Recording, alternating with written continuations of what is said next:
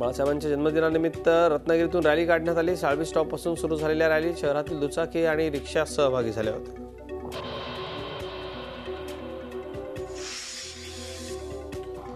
बाळासाहेब ठाकरेंच्या जयंतीनिमित्त नगरमध्ये शिवसेनेतर्फे बाईक रॅली काढण्यात आली। शिवसेनेचे उपनेते अनिल राठोड यांच्यासह शिवसेनेचे सर्व पदाधिकारी या रॅलीत सहभागी झाले होते।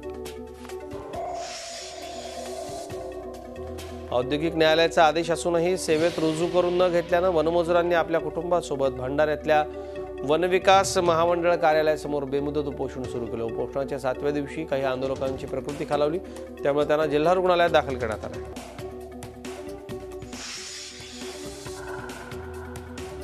बजरंग दलाचे विदर्भ प्रांत संयोजक देवेश मिश्रांवर गोंदियामध्ये त्यांच्याच नातेवाईकाने रविवारी रात्री प्राणघातक हल्ला केला। त्याच्या निषेधात बजरंग दलानं गोंदिया बंदची हाक दिली, त्यामुळे शहरातली शाळा, महाविद्यालय, खासगी संस्था बंद ठेवण्यात आल्या होत्या। कौटुंबिक वादाचा फटका हकनाक नागरिकांना मात्र सहन करावा लागला। नगर जिल्ह्यातल्या श्रीगोंदा तालुक्यामधल्या मांडगे वस्तीवर पहाटे अज्ञात दरोडेखोरांनी दरोडा टाकला। शिवाजी मांडगे यांच्या घरात घुसून दरोडेखोरांनी त्यांना बेदम मारहाण करत सोन्याची दागिने आणि रोख रक्कम लंपास केली।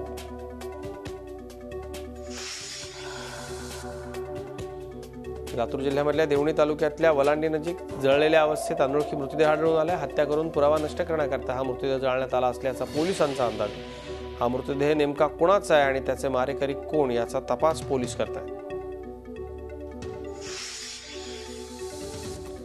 वाळूची अवैध तस्करी करणारे 11 ट्रक भंडारा पोलिसांनी ताब्यात घेतलेत। करडी पोलीस ठाण्याच्या अंतर्गत असलेल्या नीलज रेती घाटावरती रविवारी रात्री वाळूचा उपसा केला जात असल्याची माहिती पोलिसांना मिळाली, त्यावरून ही कारवाई करण्यात आली।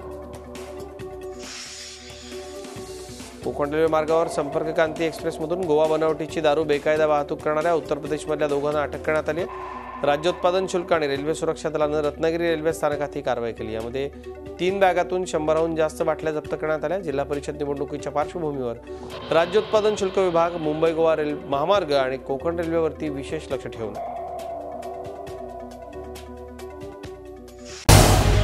झी 24 तास रहा एक पाऊल पुढे।